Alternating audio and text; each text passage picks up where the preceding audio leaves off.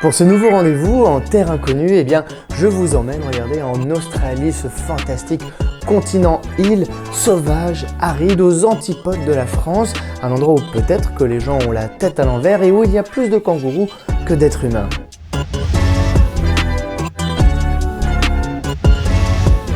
Bonjour à tous et à toutes, bienvenue sur ma chaîne Le Collectionneur, où aujourd'hui on va parler des années 70 en Australie. Alors je vais faire une impasse quand même, c'est que je ne vais pas parler du pub rock et du punk rock parce que c'est encore un monde à part. Vous savez que évidemment en Australie le pub rock, ou qu'on appelle aussi le Aussie rock, est très populaire. Donc évidemment il y a beaucoup de choses à dire et ça fera l'objet d'une autre vidéo. Non, là on va s'attarder sur tout un autre éventail de genres qui justement sont aussi des genres qui font partie on va dire de l'histoire du rock australien. Ce sont des disques, je vais pas vous mentir, très difficiles à trouver, hein, surtout si vous voulez des originaux australiens. Dans ces cas-là, c'est quasiment mission impossible. Même en Australie, certains disques sont super durs à trouver et à des tarifs prohibitifs. Donc là on se rabat sur quoi? Sur certains albums qui ont eu la chance d'être réédités. Merci d'ailleurs aux labels qui font un super boulot dans ce domaine. Et à certains disques qui ont pu connaître des pressages américains ou européens, mais c'est relativement rare. Je vais juste remettre un petit peu le contexte. D'ailleurs, j'ai fait une vidéo sur les années 60 en Australie. N'hésitez pas à jeter un coup d'œil si vous ne l'avez pas déjà fait. Parce qu'il y a un vrai boom du rock australien dans les années 60 avec des super groupes comme les Easy Beats, les Twilight, Masters and Apprentices et plein d'autres. Donc, finalement, il y a un dynamisme, il se passe quelque chose, et puis à la fin des années 60, ça se délite, il y a plus grand chose à se mettre sous la dent, les groupes ont beaucoup moins d'imagination, et petit à petit, une espèce de contre-culture commence à naître au début des années 70, où on voit apparaître des groupes vraiment de blues rock ou de rock très heavy, et finalement ces groupes vont commencer à faire émerger un son australien, un rock australien, et même d'ailleurs vont donner lieu parfois à des grands disques, qui malheureusement n'ont pas eu la renommée qu'ils méritent.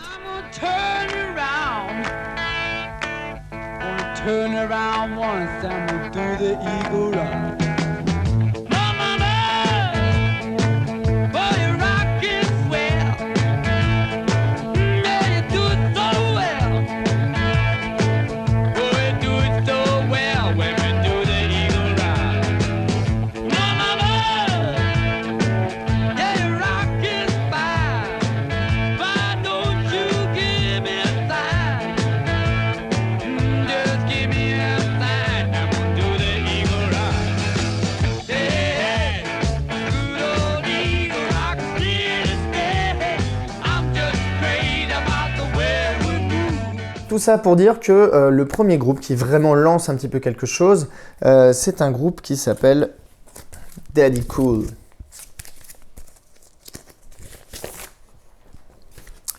Voilà, ça c'est un pressage américain que j'ai pu trouver aux Pays-Bas. Alors américain parce que Ross Wilson, le leader, le singer-songwriter des Daddy Cool, il voulait plus percer en Angleterre. C'était plus ça finalement. Dès le début des années 70, il avait compris qu'il fallait plutôt essayer de conquérir les États-Unis. Donc Daddy Cool a réussi à tourner plusieurs fois aux États-Unis, avec d'ailleurs Fleetwood Mac ou Deep Purple certaines fois. Ils ont eu un petit succès, mais ils n'ont pas réussi à percer totalement. En tout cas, le disque a connu des pressages américains. Voilà, donc là, la pochette, elle est un peu texturée. Voilà. Elle est aussi pochette américaine, ça, un peu rose et blanche, ça s'abîme vite, il y a des taches. Bon, voilà, le disque aussi n'est pas dans un état incroyable, mais donc édité chez Reprise Records pour les États-Unis. Alors Daddy Cool, c'est des hippies très influencés par la musique de Frank Zappa et des Mothers. D'ailleurs, à l'origine, leur groupe, c'est un groupe de psyché très influencé par Zappa qui s'appelle Sons of the Vegetal Mother. Et le groupe, finalement, de ce groupe un peu typique de la contre-culture de l'époque, va disparaître parce que Daddy Cool, ça va marcher plus. Hein. C'était au départ un side project un peu fun, un peu déconne. Et comme c'était beaucoup plus commercial, beaucoup plus accrocheur, parce que c'était... En fait, Ross Wilson, c'était un gros fan du rock des années 50, du doo-wop, du rhythm and blues. Et puis, et donc, il décide de faire ce petit projet rétro, voilà, avec des morceaux justement de doo-wop, beaucoup de reprises du rhythm and blues des années 50. Exactement comme Zappa avait fait aussi en refaisant des disques de doo-wop un peu barrés. Et il y a surtout deux énormes tubes dans ce disque qui sont Eagle Rock, qui est une espèce de boogie rock hyper sympa, très cool, qui est pour eux la chanson qu'on met à la fin d'une teuf, d'un mariage. C'est un peu leur lac des Connemara. Et la tradition veut que les mecs sur la piste de danse commencent à baisser leurs pantalons et terminent en caleçon avec le pantalon au pied. Ne me demandez pas pourquoi ils font ça. C'est comme ça, c'est les Australiens, c'est la tradition.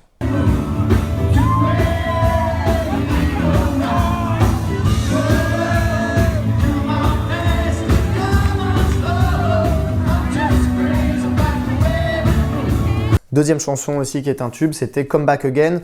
Superbe petite ritournelle country, très très cool. Lo-fi, super bien produit, ça ne vieillit pas du tout. Donc c'est tout à fait encore écoutable. Il y a un petit côté des fois un peu rétro. Finalement, ils ont lancé presque cette mode rétro parce que je sais que Eagle Rock avait un peu influencé le Crocodile Rock d'Elton John, qui aimait bien, et Bernie Taupin, ils aimaient bien Daddy Cool. Voilà, il y a eu aussi après, alors c'est pas George Lucas, il a peut-être pas écouté Daddy Cool, mais quand il fait American Graffiti, il est aussi, c'est 2 ans après ce disque, hein, il lance aussi ce revival rock'n'roll. It's because I love you, and because you're near my heart. It's because I miss you, oh how long it seems to be. It's because I miss you, parts of you come back to me.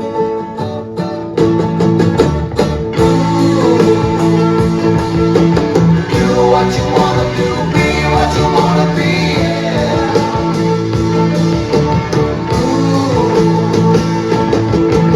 Do what you wanna do, be what you wanna be, yeah. Deuxième album, et bien ceux qui suivent ma chaîne ont peut-être vu que j'avais posté cette photo. Donc c'est un disque que je cherchais depuis longtemps. Alors ce qui est incroyable, et figurez-vous que c'est un pressage français. Chose rarissime qu'il y ait un groupe australien qui puisse avoir un pressage français. Sans doute parce qu'ils ont enregistré à Abbey Road. Ils étaient à Londres à ce moment-là, donc les Masters Apprentices, ils ont pu finalement produire ce disque sous influence assez heavy de ces nouveaux groupes anglais. Donc très heavy, avec quand même des choses assez variées aussi, parce que par exemple le premier morceau s'appelle Rio de Camero, est un peu hispanisant, et une guitare un peu comme ça. Il y a un morceau Because I Love You, qui est un peu plus acoustique, psyché, un petit riff presque oriental. Il y a de l'influence un petit peu de Van Morrison aussi, parce qu'ils aimaient beaucoup Astral Weeks. Donc le disque est franchement exceptionnel, il mérite évidemment beaucoup plus de notoriété que ce qu'il a eu. Pochette réalisée par Hipgnosis, la société de design bien connue qui faisait aussi celle de Pink Floyd.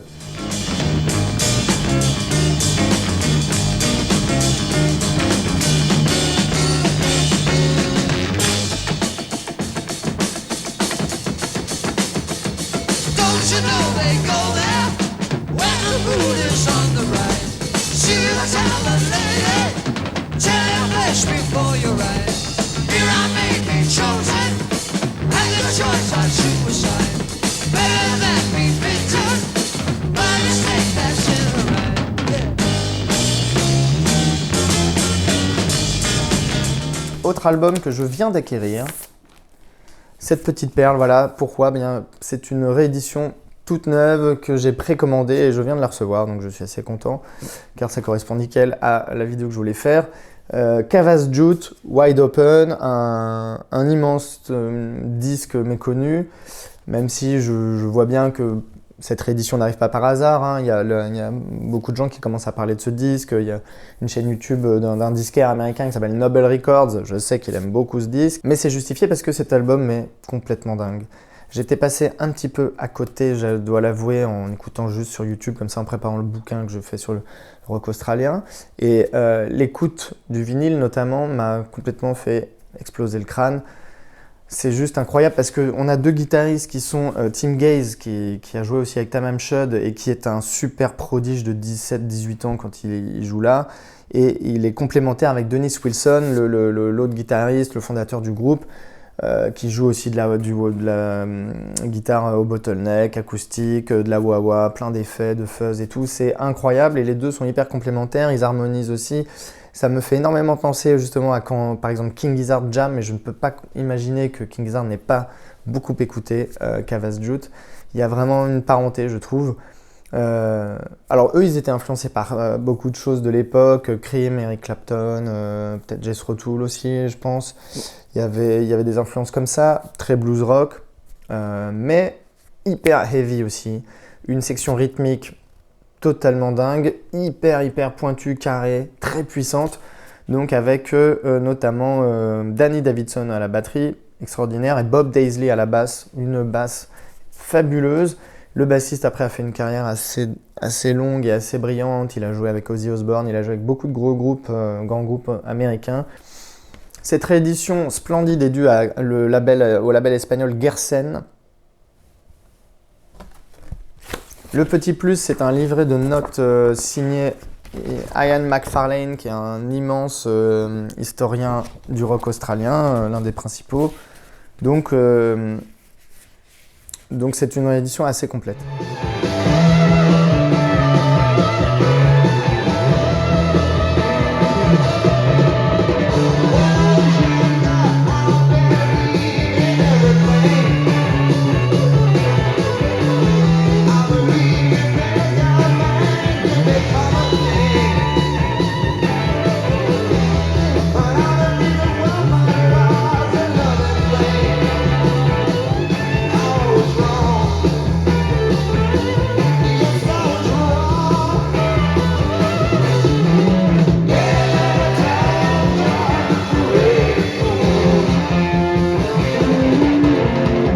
Tous ces albums, on est juste en 71, pour vous dire à quel point là le début de la décennie est extrêmement productive pour les groupes australiens, et ça continue avec Black Feather, groupe pareil heavy blues qui sort ce disque en 71. Alors ça, c'est un pressage australien des années 70, c'est pas le premier car la pochette de l'original est un peu texturée aussi, et donc là on est dans un repress un peu plus tardif. C'est un groupe qui est notamment, on va dire, surtout porté par la guitare de John Robinson, qui était un petit prodige de la guitare, et aussi par la voix de Neil Jones, qui est un chanteur avec une voix assez rocailleuse, assez puissante, finalement assez classique de ces frontman australiens qui pouvaient envoyer du pâté, vous voyez, à la Bon Scott. Il y a des choses un peu datées dessus, mais en même temps, il y a des choses extraordinaires, très Led Zeppelinien.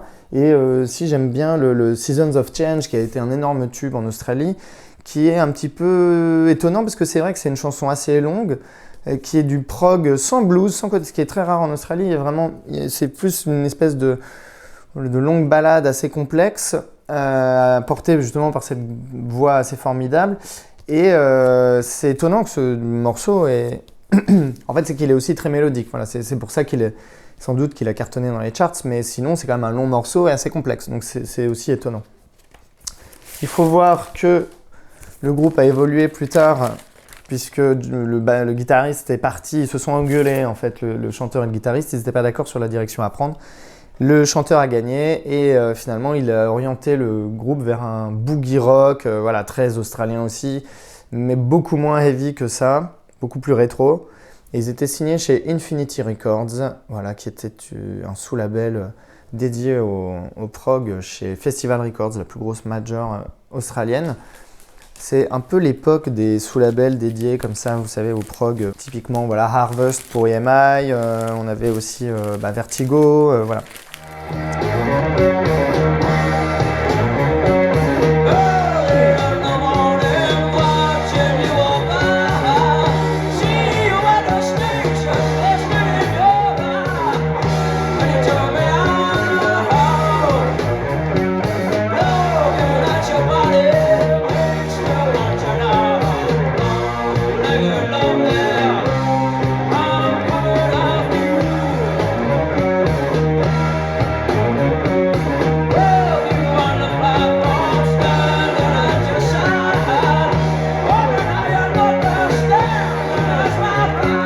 Encore une réédition et encore un label espagnol qui s'appelle Akarma. C'est Dead Forever de Buffalo, un groupe qui va faire un énorme chef-d'œuvre après, très heavy dans la lignée de Black Sabbath, presque metal, chose très rare en Australie, pas beaucoup de heavy metal australien. Donc leur chef-d'œuvre, c'est Volcanic Rock, qui était également réédité par Akarma, mais je n'ai pas réussi à mettre la main dessus, si vous en avez un exemplaire, contactez-moi, on peut peut-être faire quelque chose. Peut-être trouver un arrangement. Mais bon, en tout cas, j'ai réussi à mettre la main sur celui-ci en Grèce, les Grecs étant assez fans de rock australien. C'est plus blues, moins proto-metal, on va dire, mais en même temps avec ce côté prog aussi, hein, avec beaucoup de guitare, ça travaille pas mal, ça jam parfois on laisse un petit peu couler un riff hypnotique pendant longtemps. Donc ça reste très cool.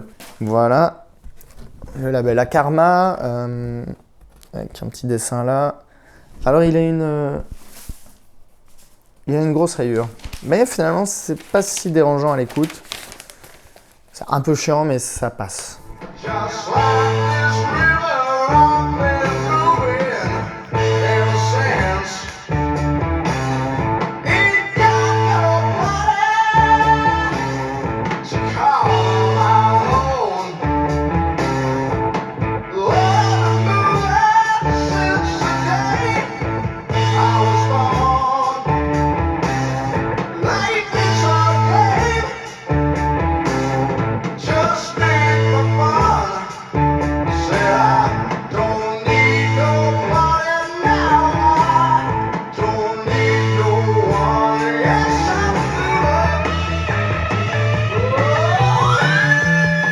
On passe en 1972, réédition cette fois-ci américaine, un label qui s'appelle Anthology Records et qui avait également réédité une autre bande originale d'un film sur le surf, hein, parce que c'est ce que ce disque est, celle de Evolution de Tamam Shud dont j'avais déjà parlé également.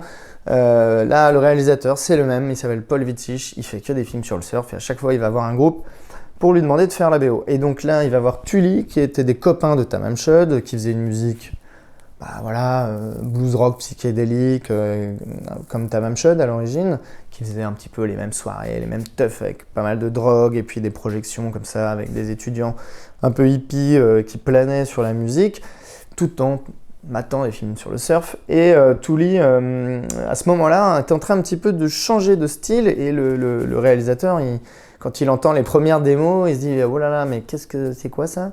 Eh bien, c'est juste que les mecs étaient devenus des fervents adorateurs d'une secte, d'un gourou hindou qui s'appelait Baba Maher, je crois.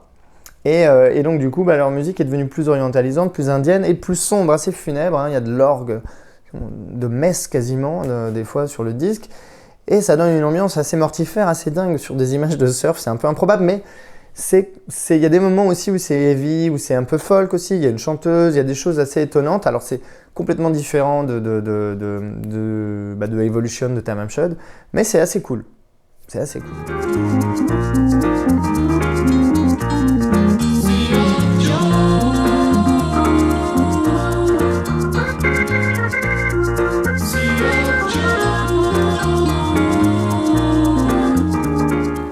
Un label un peu rétro là, qui fait penser au label de Harvest d'ailleurs. Et l'autre truc sympa, c'est qu'on a des petits livrets avec encore une fois toute l'histoire. Il y a pas mal de choses à lire et pour ça, je vous conseille juste d'attendre la sortie de mon bouquin en 2026.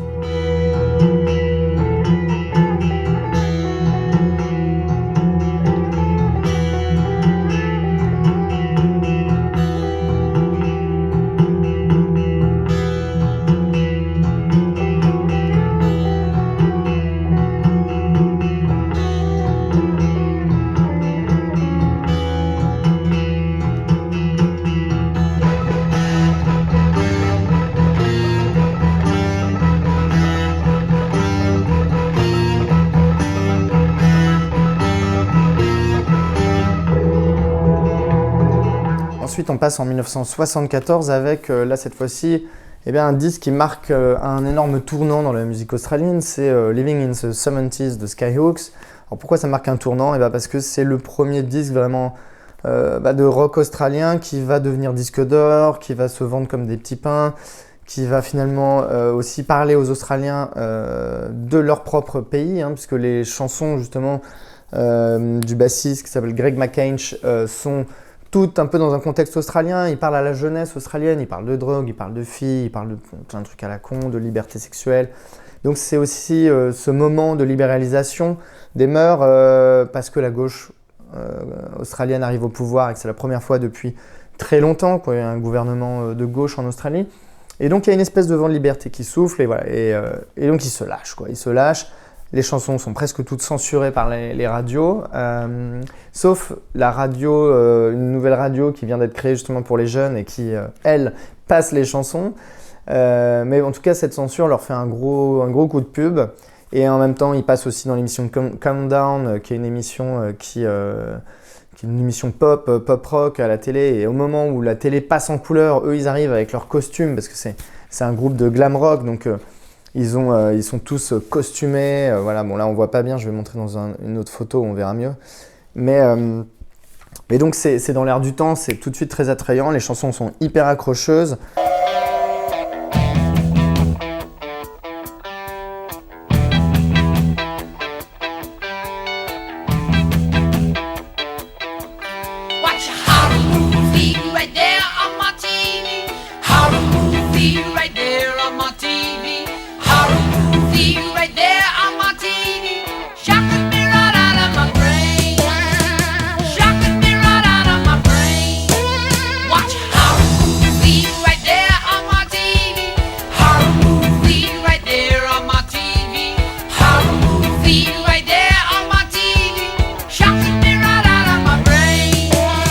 Pratiquement chaque chanson est un peu ancrée dans un quotidien d'un quartier de Melbourne. Eux aussi ont voulu percer aux États-Unis. Voilà, ça c'est un pressage de leur deuxième album, Pressage américain. Ils n'ont pas réussi à faire au-delà, à faire mieux que juste vendre 2-3 disques ici ou là. Voilà, on va peut-être mieux voir leur gueule. Donc voilà, super musicien, super compositeur, hyper bon groupe qui a marqué l'Australie. Très clairement, c'est le premier groupe qui finalement résonne avec l'Australie en faisant une musique qui paraît australienne.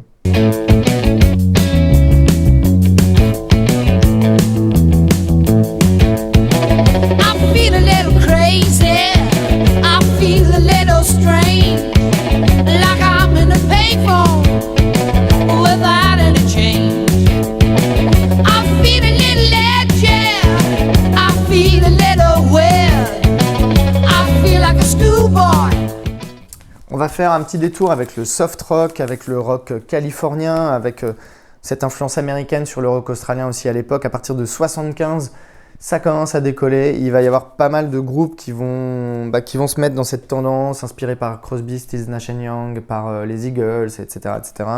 Et notamment le Little River Band, qui est vraiment exactement ça, quoi. C'est-à-dire ce son californien fait par des rockers australiens. On a plein de tubes, voilà, Emma, Curiosity Killed the Cat, c'est très bien fait. Et le Little River Band va finir par parvenir à quand même cartonner aux États-Unis. Alors ça, pour le coup, c'est un original australien. La pochette est différente du reste du monde, hein, puisque peut-être qu'on a considéré que cette pochette était un peu trop légère, trop rigolote, ou je ne sais pas, correspondait pas à la musique, ou en tout cas n'allait pas séduire un marché international. Donc du coup, ils ont fait une pochette qui n'a rien à voir pour le reste du monde, qui fait un petit peu plus campagne, roots, country, voilà, peut-être pour un peu plus séduire le chaland, lui montrer un petit peu aussi ce qu'était ce groupe, un truc un peu plus roots, un peu plus country rock. Voilà.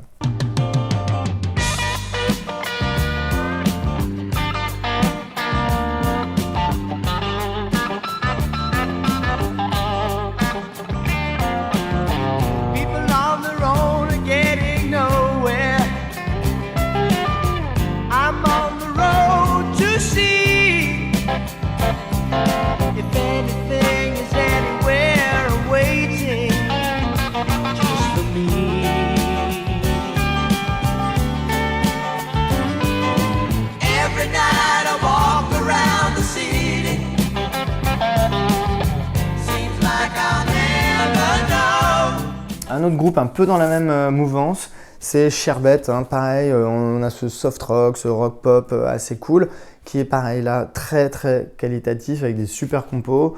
Donc finalement ce groupe aussi va pareil se déliter dans un truc un peu plus sirupeux après.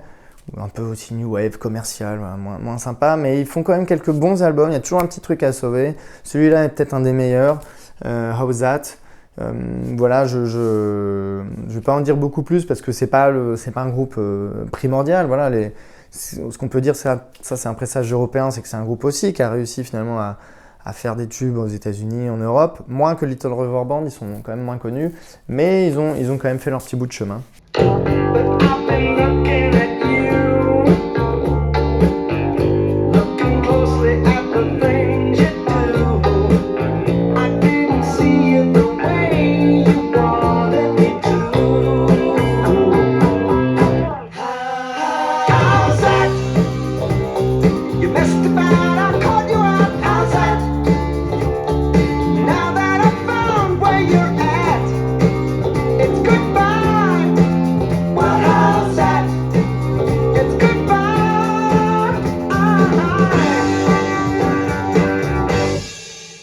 Et le dernier disque,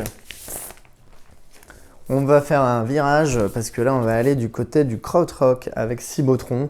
Alors le groupe est marrant parce que c'est un duo, même si là il y a 3 musiciens parce qu'il y a quand même Colin Butcher qui est le batteur. Sinon c'est Geoff Green au synthétiseur et Steve Brown au saxophone et synthétiseur. Donc c'est surtout Steve Brown, un petit peu le maître à penser du groupe. Il va se faire appeler même Steve Maxwell Van Brown pour se germaniser un peu, parce que c'était un gros fan de krautrock. Hein. Il est parti à Londres au début des années 70, il a écouté Hawkwind, et puis après Can, Neu, Kraftwerk, Tangerine Dream. Et du coup, il aime bien ça, et il s'est dit qu'il allait faire exactement pareil, mais en Australie, avec un côté donc un peu plus prog rock, parce que tu as ce saxophone qui est quand même surgi de nulle part avec des effets, hein. Il met des effets sur son saxo, cette batterie très rock aussi, des influences un peu à droite à gauche parfois, parce qu'il y a des choses presque orientales, mais vraiment très cool, beaucoup de synthé évidemment, et c'est des morceaux qui font beaucoup penser à Tangerine Dream notamment. Voilà, c'est une réédition faite chez Dual Planet, qui est un label dont j'ignore l'origine. J'avoue que j'ai oublié de regarder. Mais à culpa. Et ils ont fait un joli vinyle coloré, voilà, qui est plutôt cool. Et merci à eux d'avoir réédité le disque, parce que pareil, c'est compliqué de trouver l'original. Évidemment, il s'est très peu vendu en Australie, les Australiens n'étant pas vraiment clients du krautrock.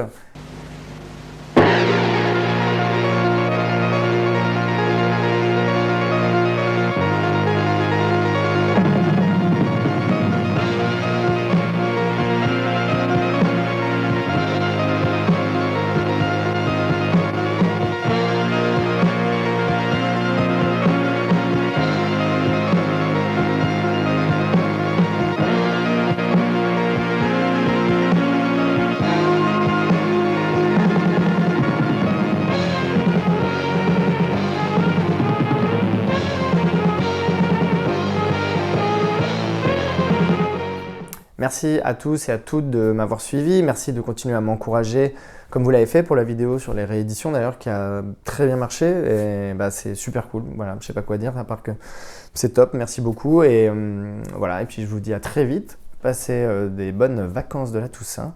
On se revoit bientôt.